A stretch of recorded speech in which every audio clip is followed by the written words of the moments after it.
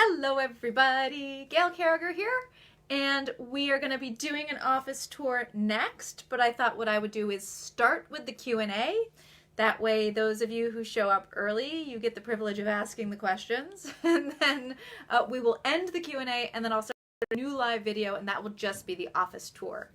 We're doing things a little differently today. I have Kelly with me, so you may hear Kelly's voice as she asks me the questions that you guys ask me, and we'll see how that goes. It's just a new style.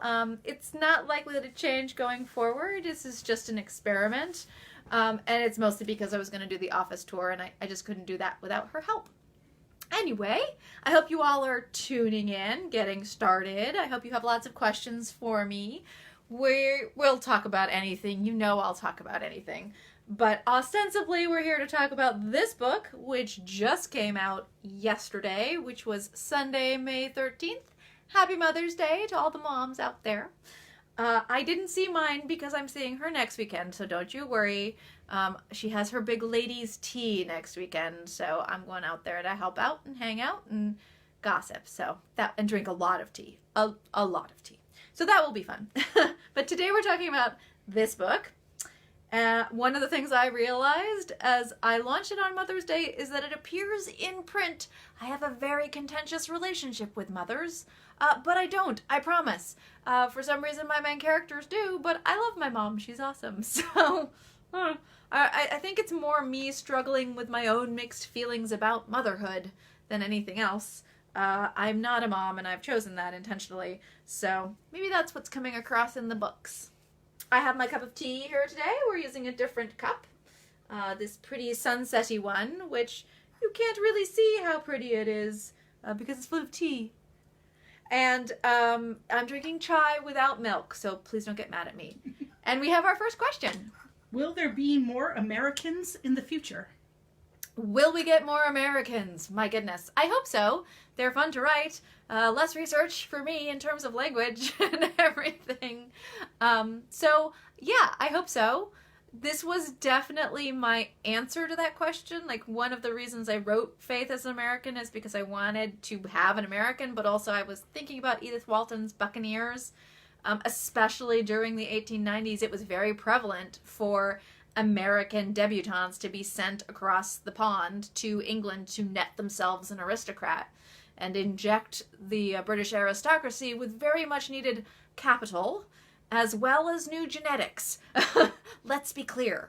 I think there's very little doubt that a great deal of the aristocracy survives in England because a lot of them married Americans during this time period. And they then got money as a result. Anywho, we won't get into that contentious argument. Yeah, so I hope so, but as always, I tend to wait to write the romance until I have the character for that romance kind of singing in my head, and Faith just like sprung forth fully formed, and so she's very easy to write.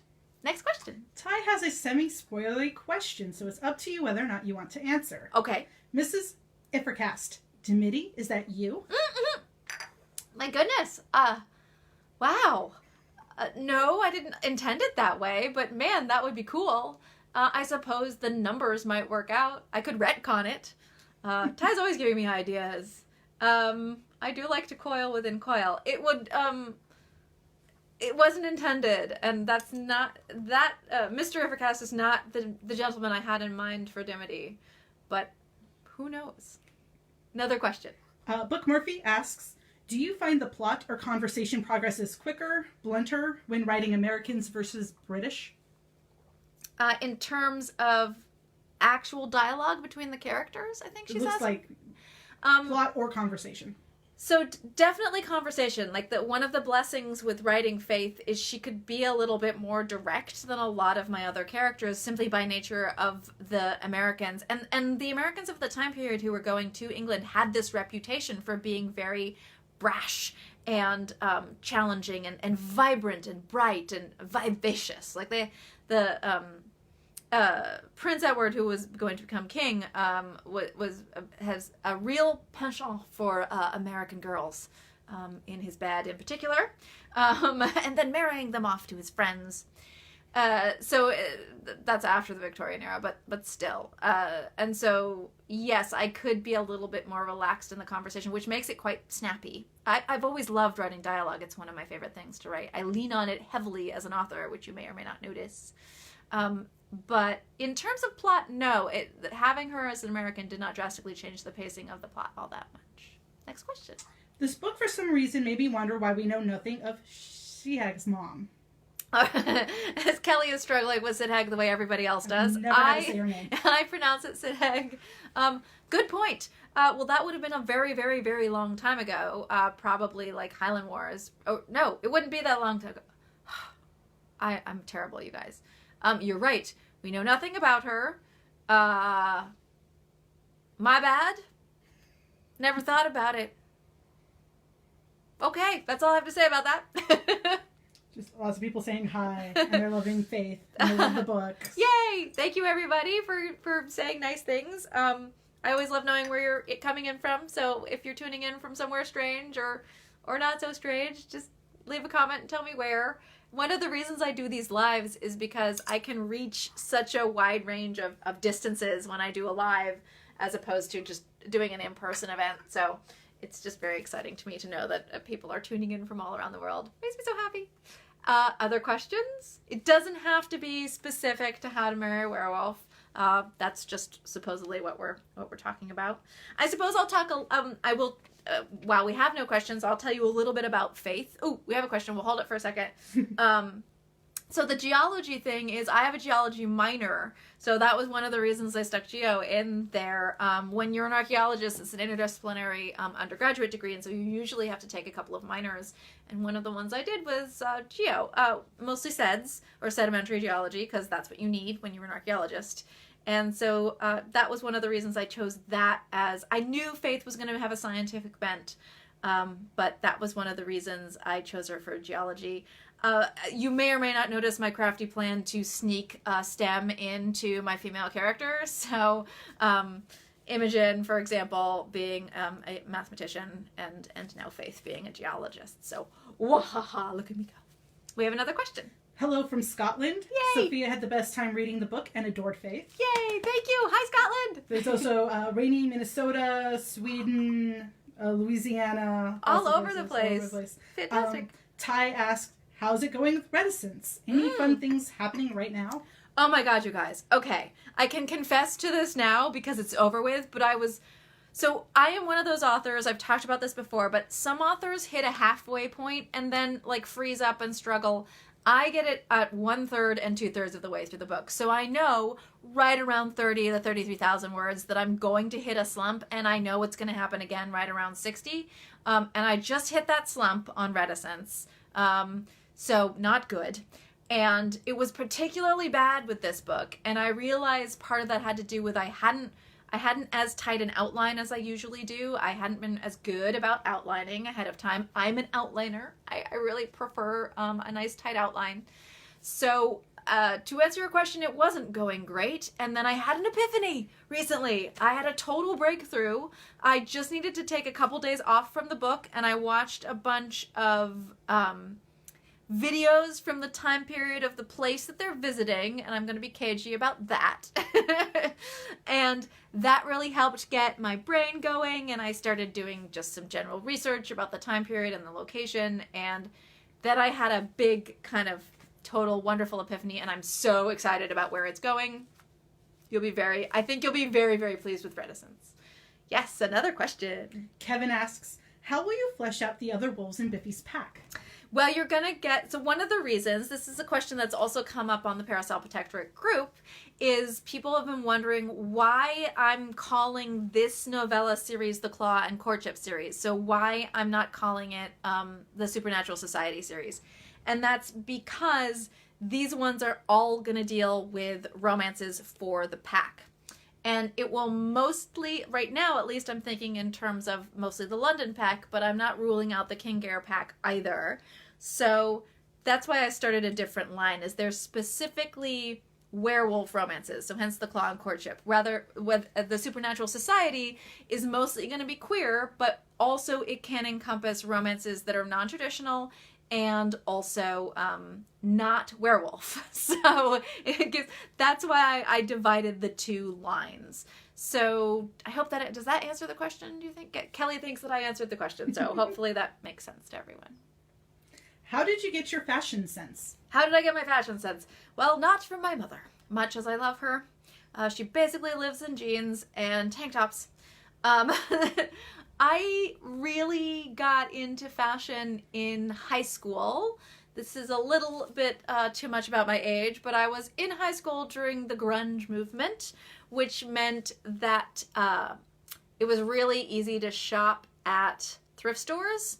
And I also got into historical costuming at the same time, mostly through BBC costume dramas, but also like the Renaissance Fair and the Dickens Festival and stuff. And so I got really excited about thrift shopping for deals, and then I'm pretty handy with a needle as a tailor, so I could then change the outfits to be more vintage looking if I was going for that look, or like to like play with the grunge movement and stuff. So that's kind of how I got into it. I got into it because it was cheap. Believe it or not, it's become more expensive over the years. I've gotten more and more into older vintage stuff. But at the time, it was the best bang for my buck in terms of what I earned as a library page, which is one of the jobs I had in high school, being stretched to cover the kind of clothing that I wanted to wear. Next question. Are you going to write on characters any other nationalities in the Protectorate world as someone from the Commonwealth, New Zealand, Australia, Sri Lanka? Okay. So in Reticence, you have... So in Competence, which is coming out in July, Teshret is the main love interest, and she's Arabic-ish, we are assuming. You don't quite know her origin. Probably Egyptian or Sudanese. So you get her as a love interest. She's not a main POV character in Competence. And then the same again in Reticence, it's Percy, and then Percy's love interest, who's not from the Commonwealth. But yeah, I would love to write specifically New Zealand, although I do feel like Pip Ballantyne has sort of the market on that for steampunk. So the books in Brawn, Ministry of Peculiar Occurrences books have Kiwi as one of the main characters. So if you're hungering for that, it's there for you. But in terms of like other ethnicities from around, I'm totally open to it. I am a little scared of making sure it's correct, so I would have to find some readers for those areas to make sure that I was doing it properly for the historical period, which I did when I took the characters to India. I found a PhD student who was doing work on 1895 in northern India to like check over that book for me. And that does add time onto any story. Anytime I have to get a secondary reader or a beta reader or a delicacy reader, then it delays the production of the book. So, next question. How do you keep track of the timeline? Oh my God.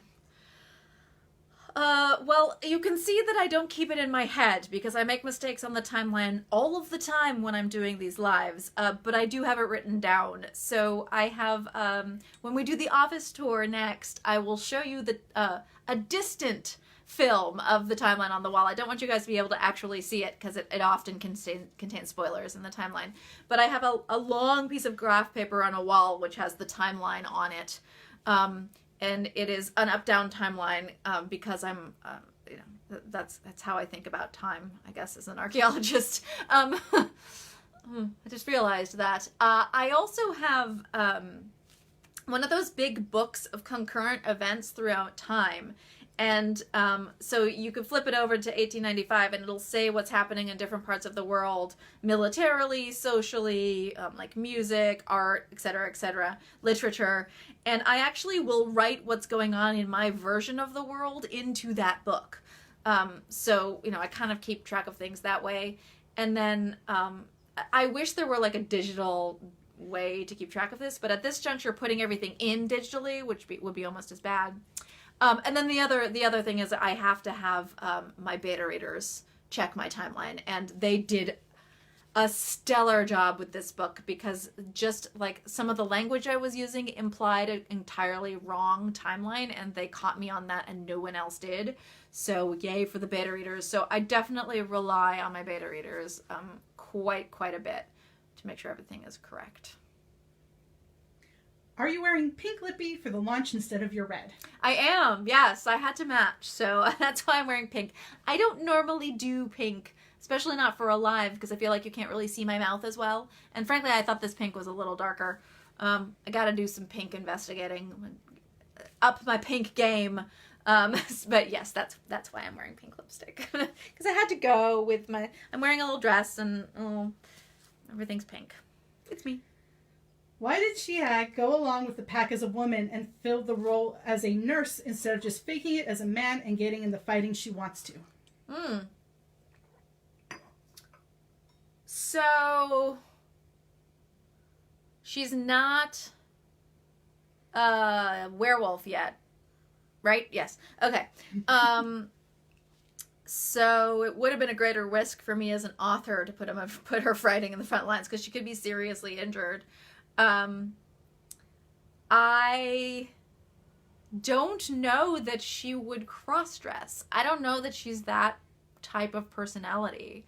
I think she's very, like, bold about being female. I don't know quite how to put this, but I think that she wouldn't want to hide herself in any way. I don't think that's her personality trait, to disguise herself, even for something she wants. So I think she's more likely to fight her corner as herself, and in her case that was medically. It's a silly one, but Bella is wondering, ever since she saw the nickname and Lyall's interest in sheep, if in the Parasol Protectorate verse made it to modern times, did Lyall have anything to do with naming of Dolly the sheep, or did Akeldama invest in cloning research and see an opportunity to have some fun? Yeah, you caught me. That is why Dolly. Very good. Yeah, I think the second part, I suspect Lord Akeldama will invest in anything that he feels is ridiculous and profitable. So sure, I can totally see that. But yeah, I'm not going to answer the if make it to this time period question. Do another question? They were just asking that when you go back through the comments that you link to the concurrent event book. The concurrent I second that concurrent event book request. Concurrent event book? Describe this concurrent event book for me. Have I done something? You're never gonna see the timeline, guys, until I'm done with the Parasol verse, if that's what you're looking for. There is a modified timeline on the Wikipedia, which is updated, hopefully. We try. But yeah, I don't, an image of that actual, my timeline that I'm working off of, it's just got too many spoilers in it, and until I finish with the universe, it's never not going to be spoilery. And that's because I am such an author who threads back in the past, and sins of the fathers are always coming forward. They want the book of the concurrent events that you were reading that you'll write your own notes in, like if there's a particular book. Oh, yeah, sure. I could, if we remember, I'll show it to you on the office tour. Yeah, the timeline, I think it's called the Timelines of History series or something. It's a big fat book. I'll definitely show it to you. It's upstairs. Kevin asks, how was it writing Channing? It was interesting. So I always knew that I was going to redeem Channing. So you guys may or may not have noticed this about me, but I really like to write my bad guys as either good people who are corrupted by bad ideas, or natural phenomena bad guys, so not really a person. Or if it is an individual who is represented as evil in one book, I'll start twisting them to be less evil, because nobody is a single face of everybody. You know, I've always devoutly believed that with possibly a few exceptions, most people think they're doing the right thing, even if it's the wrong thing. And so, and those who are mean or nasty or cruel are doing so out of pain, their own pain. And so when I'm writing those kinds of characters like Channing, that's what I want to explore, and why. So they're always kind of almost more fascinating to me, like Prescia or Channing, But I also want to write them without actually changing who they are. You know, so Channing's still going to be a grumpy old so-and-so, and because his personality is not going to change even though he's happy. It will change a little bit. He'll probably be softer. He'll definitely be lovely with Faith, but he's probably going to still be a grumpy bear with everybody else because it's Channing.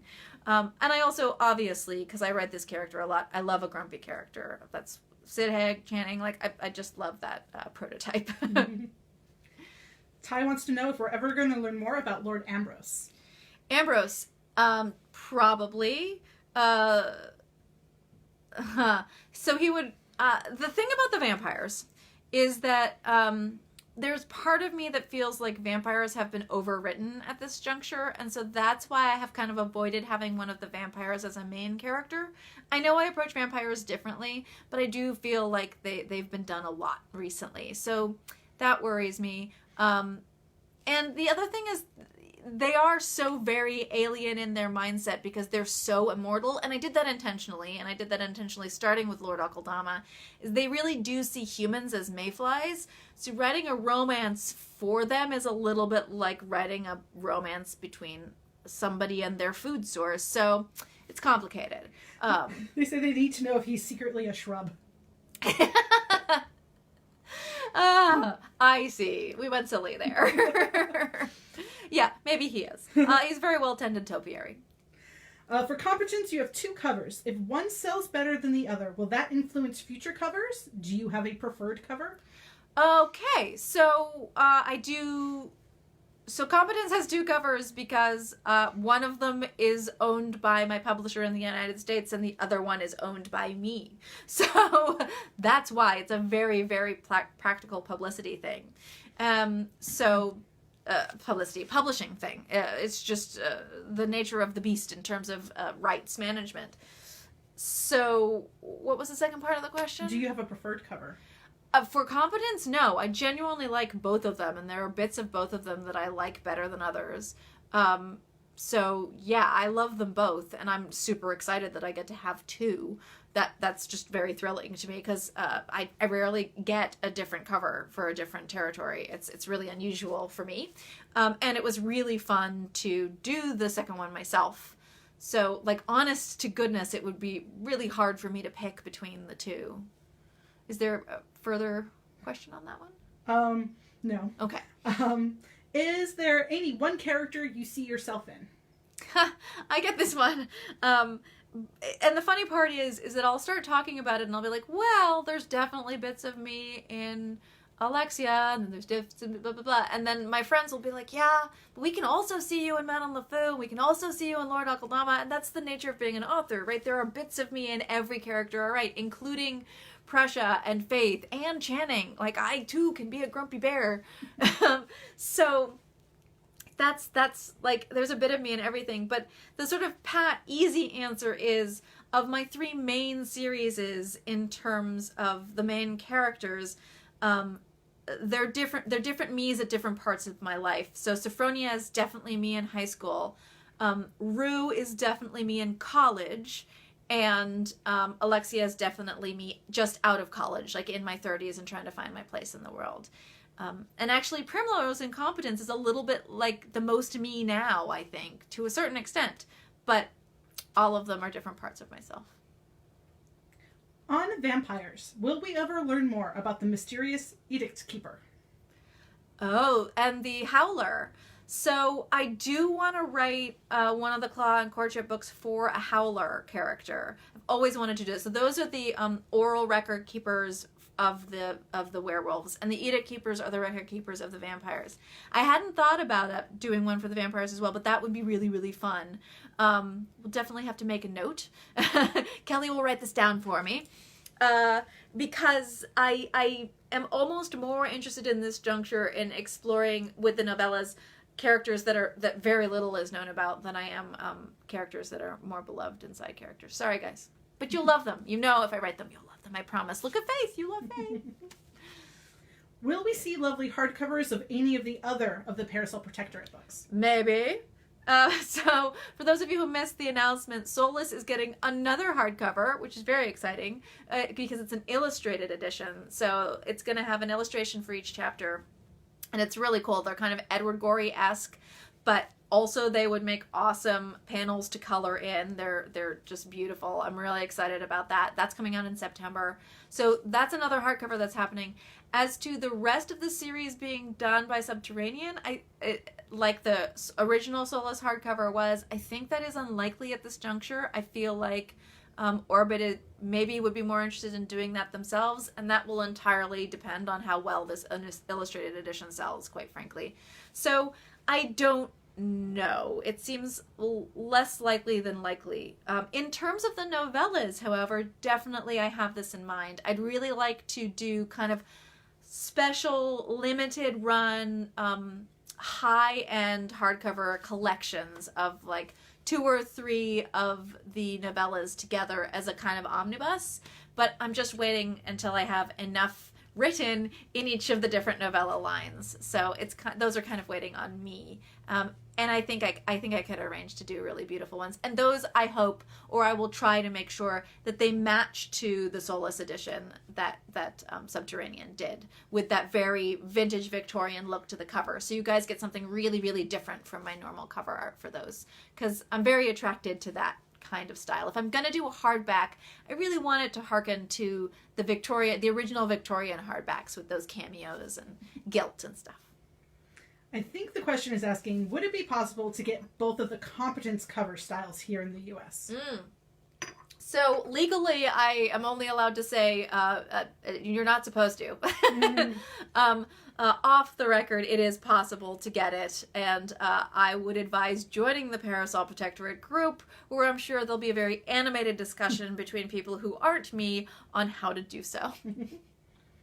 Ty asks if we're ever going to learn more about Zenobia of Palmyra as a metanatural. Always, Ty. Always. You're just always. Oh my, yes. That's all. and trust me, you're gonna be it will knock your socks off. I'm very excited about that. Knock them off.